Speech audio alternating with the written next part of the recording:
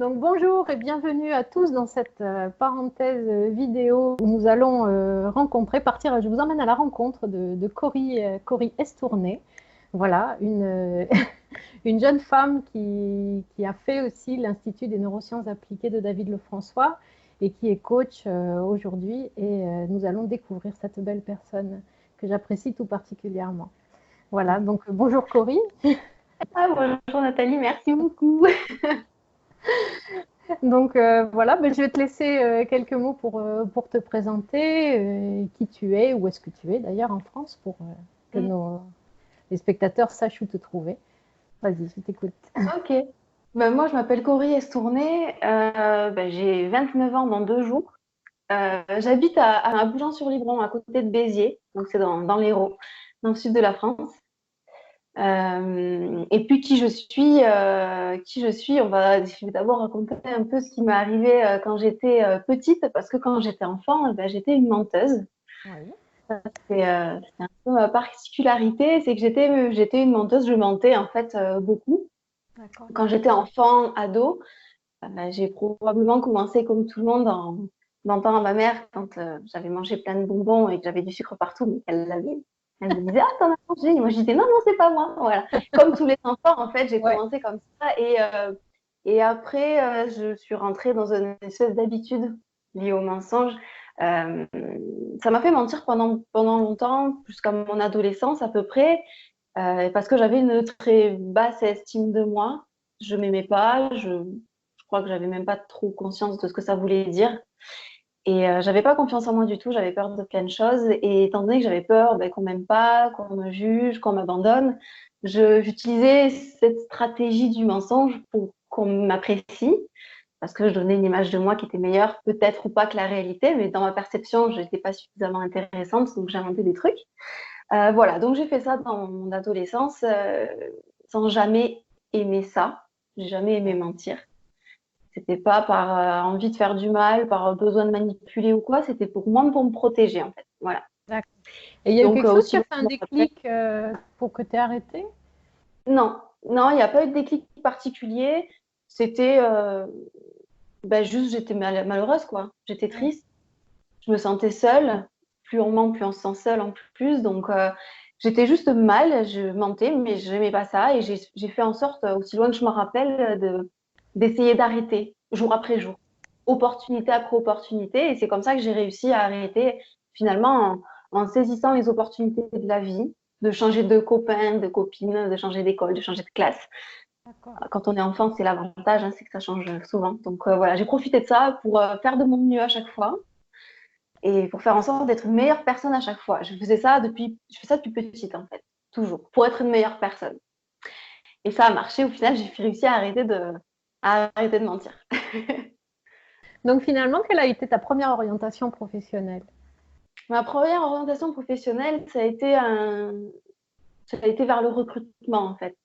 Oui, Euh, à peu près, quand on est au niveau du bac, en fait, vers mes 18 ans, j'étais partie vers une voie tertiaire déjà. J'avais découvert le recrutement comme on nous le présentait à l'école, ce qui n'est pas du tout la réalité, mais à l'école, on nous présente un truc qui a l'air super chouette. Et moi, j'avais adoré ça, cette perception d'avoir des profils de personnes, des caractères, des besoins, des envies à faire matcher avec une fiche de poste. Et je trouvais ça trop cool. En fait, c'était le côté psychologique qui me plaisait. Et pour moi, c'était vraiment ça. Il fallait cerner la personne, le candidat, pour voir si elle correspondait au poste qui était proposé. Et je trouvais ça magnifique et j'avais envie de devenir chasseur de tête. J'avais envie de chercher partout dans le monde des personnalités particulières, des personnes particulières pour leur donner du travail. Et je trouvais ça génial, donc je voulais être chasseur de tête. Et c'est finalement ce que j'ai fait, hein. J'ai continué mes études, j'ai été tout de suite, en fait, c'était mon premier poste en plus. Moi, j'imaginais ça, c'est à bac plus 10. ouais, Mais ouais. en fait, on me l'a proposé tout de suite. Donc, à 21 ans, j'étais chasseur de tête déjà. Et voilà, j'ai fait ça pendant quelques années. J'étais recruteur. Je suis passée ensuite chargée de communication. Je travaillais dans un cabinet de recrutement, community manager. Voilà. Donc, j'ai continué mes études en ressources humaines et puis ensuite en communication, gestion d'événementiel et tout ça. Donc, j'ai fait toutes ces choses-là avant de finalement atterrir dans un boulot qui n'avait rien à voir avec toutes les études que j'avais fait. Donc, j'avais fait 6 ans d'études après mon bac et puis je me suis retrouvée quelques mois en vendeuse en bijouterie. Ça m'a calmée. Oui. Tu sais, toutes les fois où tu fais des études et tu n'arrives pas du tout là où tu as, là pourquoi tu as Mhm. fait des études. C'est vrai. Donc, c'est bien beau d'avoir un master, mais si tu es bijoutière après, enfin, bref. Donc voilà, après j'ai trouvé un boulot dans une clinique. J'étais chargée de la qualité, de la formation professionnelle dans le domaine médical, donc ça changeait totalement de ce que j'avais fait encore avant. Et en fait, finalement, tous les 2-3 ans, j'ai changé de métier comme ça. Voilà, chasseur de tête, recrutement en intérim, et puis ensuite community manager, puis gestion, chargée de communication en événementiel, et puis ensuite responsable qualité, voilà, dans une clinique. Donc, j'ai changé tout plein de boulots comme ça. Ouais, bah, la vie t'a donné beaucoup, beaucoup d'opportunités finalement. Oui, ouais, et je m'ennuyais très vite dans les boulots que je faisais. J'étais très vite lassée de ce que j'apprenais. C'était passionnant au début, et puis après, ça, ça se tassait un petit peu. Ça Et arrive. ouais, Qu'est-ce ce qui t'a amené boulot-là, vers le... oui, Pardon. vas-y, dis-moi. Qu'est-ce qui t'a Non, non, amené dis-moi. donc vers le développement personnel? Ben, c'est justement ce boulot-là. Dans la clinique, c'était mon premier CDI. Oui. Celui qu'on attend avec impatience quand on sort de nos études et qu'on a été en contrat pro toute notre vie, on attend notre CDI avec impatience. Donc j'avais mon CDI, c'était très bien. Et c'était très ennuyeux. C'était très confortable et très ennuyeux. Donc j'avais un CDI en temps partiel. Et puis bon, ben voilà, ça c'est ajouter une rupture amoureuse.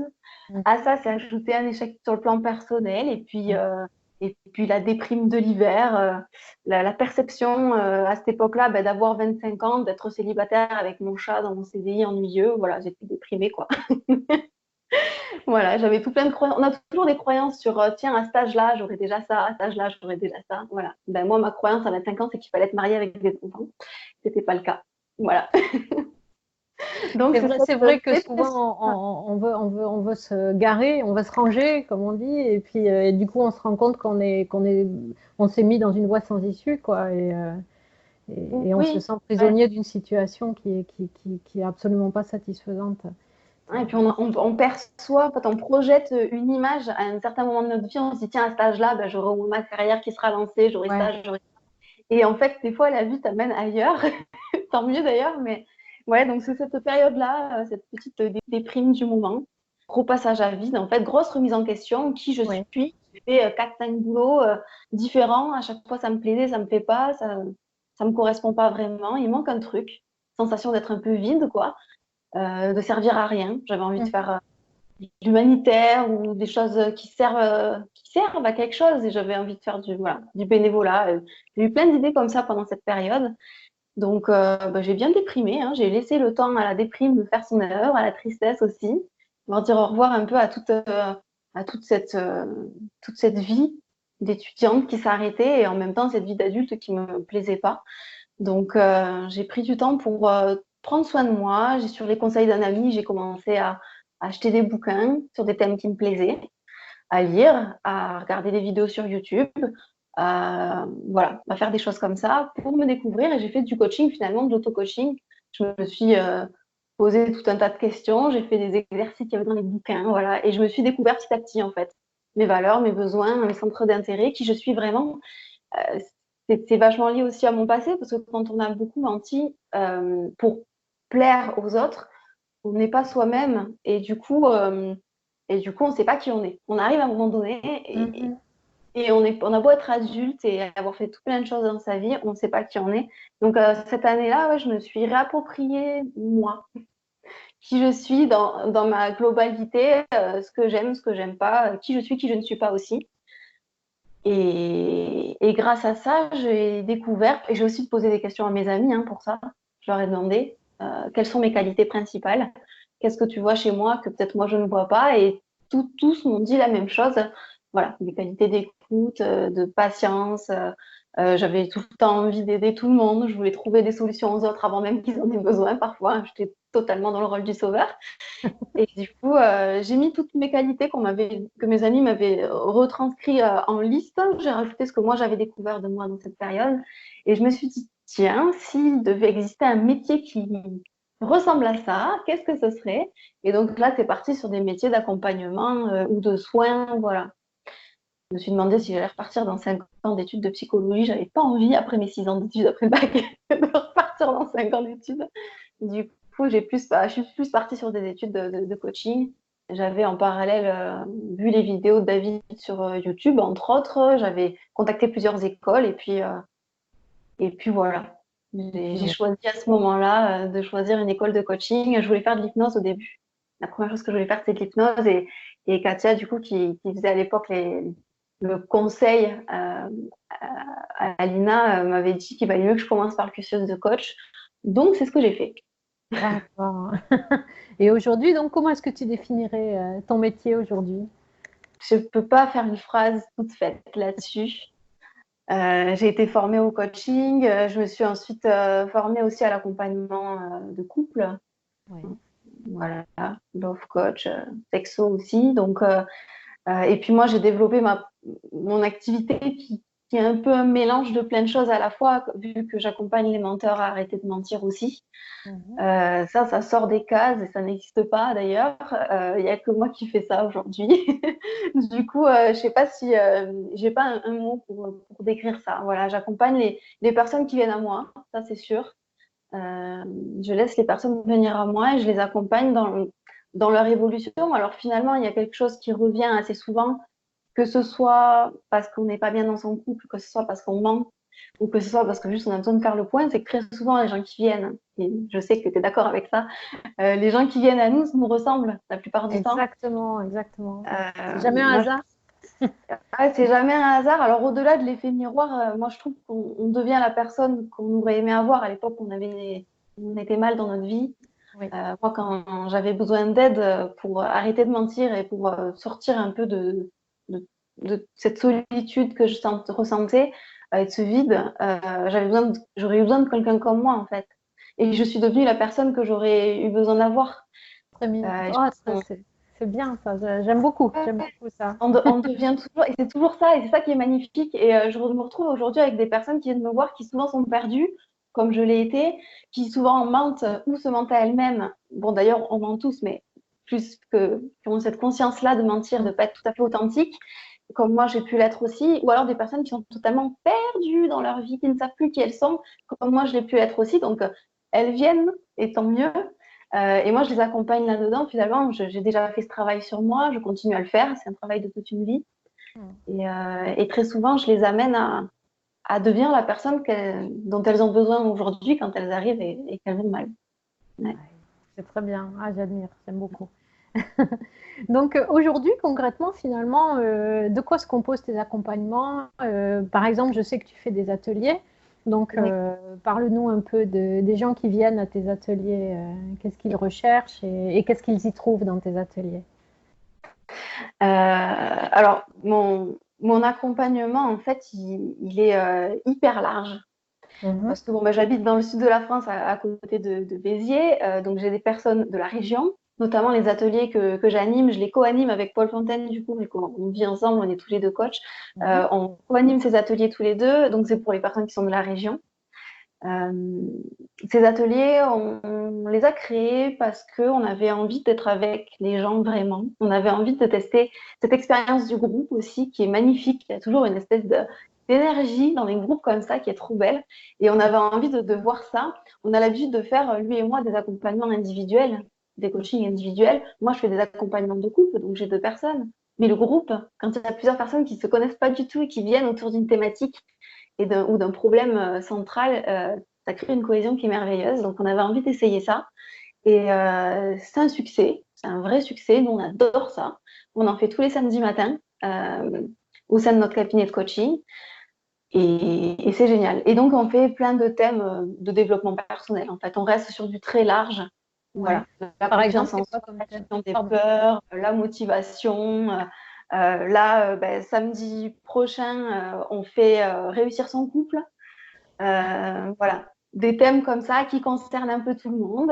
Vaincre la timidité, on va faire les personnes toxiques aussi, se libérer du regard des autres. Voilà, des thématiques comme ça. Donc, les personnes qui viennent aux ateliers sont intéressées par le thème qu'on aborde. Donc, c'est des Ouais. personnes très différentes, d'âges très différents. Des fois, on a les mamans et les enfants qui viennent. Des fois, on a des couples qui viennent, des frères, des sœurs qui viennent. Enfin, voilà, c'est trop chouette. C'est des personnes très différentes qui viennent en fonction du thème. Et du coup, c'est très différent de ce qu'on peut faire en accompagnement personnalisé parce que moi, mes clients aujourd'hui sont partout en France, voire partout dans le monde. Là, en ce moment, j'accompagne une personne qui habite à côté de Las Vegas. Donc, on s'arrange avec le décalage horaire. Bon, elle est fille au père là-bas, donc elle parle français. En fait, moi, je parle que français. Mais voilà, j'ai accompagné une personne au Canada. En fait, c'est la francophonie mondiale, quoi. Du moment que Oui, il y a des Français partout dans le monde. il y a des Français partout dans le monde. Bah, toi, d'ailleurs, t'es pas en France, hein. Non. Donc, et voilà. Et en fait, il suffit, grâce aux technologies, c'est quand même merveilleux. On peut faire des accompagnements comme si on était en face à face. C'est quand même vachement pratique. Si, Ouais. exactement, ça c'est vrai. Donc finalement, bah, tu as répondu à beaucoup de mes questions par rapport à tes ateliers, par rapport à ce qui te plaît dans le fait d'animer des groupes, par rapport à ce que à quoi tu es attentive pendant un atelier, à ce qui est finalement une sorte d'émulation entre tous les participants. Euh, Ouais. en résumé, qu'est-ce qui fait ta différence et ta spécificité? Pourquoi quelqu'un viendrait se faire coacher par toi plutôt que par un autre coach? Parce il y en a beaucoup d'autres. Donc, Puis, ouais, on est très nombreux à faire ce métier de coach, ou même le métier de thérapeute ou d'accompagnant. En fait, oui, oui, il y a beaucoup de métiers comme ça. On est très nombreux et tant mieux parce qu'il y a besoin. Euh, Ma différence, c'est juste que je suis moi. C'est pas moi qui choisis mon client, c'est mon client qui me choisit. ah, Et très souvent, encore hier au téléphone avec une personne, je lui disais ce qui compte, c'est que tu le sentes, que tu aies le feeling en fait. Et c'est pour ça que j'ai accepté de faire cette interview et que c'est génial de faire ça. Très souvent, les personnes qui me contactent pour le mensonge me font confiance parce qu'elles m'ont vu dans mes vidéos. Parce que j'ai une chaîne YouTube hein, pour le coaching et oui, je rappelle qu'on mettra dans les commentaires, on va tout mettre pour pouvoir te contacter, pour pouvoir voir les émissions où tu as participé et puis ta chaîne YouTube. j'enverrai les liens, on pourra les mettre dans la barre d'information sous la Voilà, vidéo. voilà tout. Ouais, et du coup, bah, j'ai cette chaîne YouTube et les personnes souvent me disent, bah, quand j'écoute ta vidéo, je t'entends parler, je te vois bouger, agir. Enfin voilà, il y a beaucoup de choses qui passent en image et en son. Elles me disent, c'est évident, quoi. Il y a un feeling normal, il y a une sympathie. Puis souvent, étant donné que j'ai été menteuse aussi, ils ont confiance en moi. Voilà. Exactement, exactement. Ils me disent, je sais que tu vas pas me juger parce que tu l'as C'est vécu ça. aussi. Et c'est ça, en fait. C'est pas, on est tous différents. Moi, je suis pas différente de votre coach, pas plus que n'importe qui. On est tous des humains différents. On a toute notre spécificité, notre énergie, ce qu'on dégage. Et c'est les personnes qui sont attirées par ça ou pas. Et j'imagine que ben voilà, les auditeurs de cette chaîne YouTube vont pouvoir, s'ils se posent des questions, regarder plusieurs vidéos et voir quel est l'accompagnant qu'ils préfèrent, en fait. Ceux avec lequel ils se sentent en affinité. C'est ça qui compte. Exactement, c'est un peu le but effectivement de cette chaîne YouTube, de montrer finalement un grand panel de possibilités d'accompagnement et puis finalement qu'ils se sentent plus attirés par l'un ou par l'autre parce qu'effectivement l'accompagnement c'est une question aussi de feeling, c'est une relation entre deux personnes. Ouais, c'est la Ça va connexion qui est là et qui compte le plus. Mm. exactement. Alors, on peut te trouver où? Sur Facebook, Instagram, YouTube, d'après tout ce que tu as dit, les ateliers du samedi matin avec Paul Ouais. Fontaine, ton ami. Et puis, donc vous êtes dans l'Hérault, si c'est en face à face, on va dire. Oui. Et ton projet à moyen et long terme, est-ce que tu as un projet à moyen terme? Raconte. J'ai plein de projets. Ça, c'est bien. C'est toujours pareil, il y en a beaucoup de projets et peu de temps pour les mettre en place. Euh, j'ai beaucoup de projets. En fait, fin 2019, bah, j'ai créé le site arrêterdementir.com Oui. euh, pour que vraiment les personnes qui vendent se sentent, voient que c'est possible, quoi. On voit qu'il y a qu'il y a quelque chose qui existe pour eux. Euh, sur ce site, du coup, bah, je partage les vidéos que je fais sur YouTube. Je vends aussi mon programme en ligne, parce que j'ai créé un programme en ligne pour arrêter de mentir, pour les personnes qui ont un peu peur et n'assument pas. Voilà. Il y a un programme comme ça qui leur permet de s'occuper d'eux sans se passer par le coach en direct. D'accord. Euh, et puis, j'ai créé aussi la communauté sur Facebook. Donc oui, comme tu l'as dit, on me retrouve sur Facebook, sur Instagram, je suis sur LinkedIn aussi, sur YouTube. Voilà. Et du coup, cette communauté sur Facebook permet aux menteurs d'être ensemble et de ne pas se sentir seuls, voilà, de s'entraider aussi. Et moi, j'anime cette communauté tout au long du mois et puis une fois par mois par un live. Et c'était quoi ta question initiale? Je crois que La je me suis question, perdue entre c'était les deux. tes projets à moyen terme, Donc, développer ça. développer ça. Développer cette communauté. J'aimerais qu'il y ait plus de monde sur la communauté. Donc, ça prend du temps, hein. Chaque Oui, personne il a faut être besoin de patient, temps ça pour vient. choisir s'il vient ou pas. Même si c'est totalement confidentiel, bien sûr, c'est privé. Voilà, j'ai ça. Et donc, étant donné que je fais les accompagnements en individuel, que je peux proposer un programme en ligne aussi pour ceux qui ont peut-être moins de budget aussi, parce qu'un accompagnement avec un professionnel, c'est un certain budget. Le programme en ligne est plus abordable. Il y a la communauté qui est 100% gratuite. Et puis, j'ai un projet d'écriture de livre, en fait, pour les menteurs. Parce que ça n'existe pas et que ça m'énerve que ça n'existe pas déjà. Je ne comprends pas pourquoi personne ne veut s'occuper des menteurs. Moi, je trouve ça inadmissible. Donc, j'essaye de développer tout ce qui pourrait les aider, en fait, à s'en sortir. Et donc, j'ai ce projet-là d'écrire un livre qui serait un livre coaching, un livre cahier d'exercice, en fait, euh, pour leur permettre que ce soit très accessible, en fait, qu'en Ouais, librairie, on ouais, puisse se pour faire rendre compte.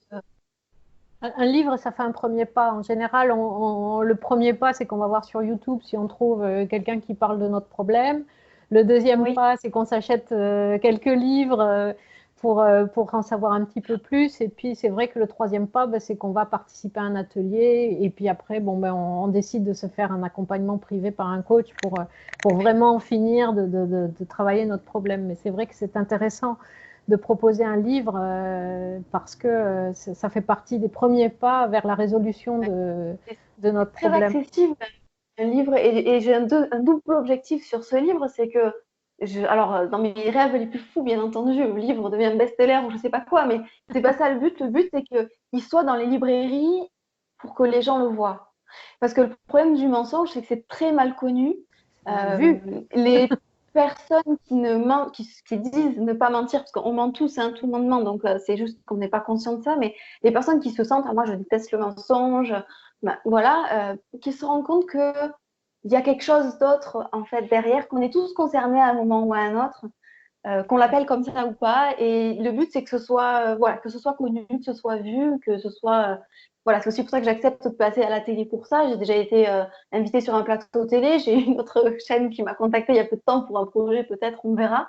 Donc voilà, j'ai ça comme message aussi les menteurs sont pas forcément des mauvaises personnes manipulatrices, horribles, diaboliques, avec des cornes sur la tête, pas du tout. C'est des personnes avant tout qui ont peur, qui se sentent seules, incomprises, qui s'aiment pas, qui parfois vont jusqu'au suicide en fait, parce qu'elles se détestent et elles culpabilisent énormément et on se rend pas compte. On a l'impression que c'est forcément celui à qui on a menti qui souffre, alors que non, c'est le menteur qui souffre en premier. Après, l'autre souffre aussi, mais tout le monde souffre finalement. C'est pour ça que c'est tellement important de travailler là-dessus. Effectivement, j'aime beaucoup ton approche. C'est vrai que derrière chaque mensonge, il y a une souffrance. Oui. Et du moment que la personne accepte qu'elle est en souffrance, elle va accepter de changer et d'aller mieux Mm. en arrêtant de manifester sa souffrance par le mensonge. Ouais, et C'est si les proches qui vivent avec des menteurs, parce qu'il y en a beaucoup, hein, je suis souvent contactée oui. par les mamans, par les conjoints, par les amis de personnes qui mentent, qui Mhm. me demandent mais comment je peux faire pour l'aider. Déjà, l'approche est magnifique, hein, ça veut dire que la personne veut l'aider, donc c'est Ouais, magnifique. ouais. Mais c'est de comprendre que cette personne, elle ne fait pas ça pour faire du mal.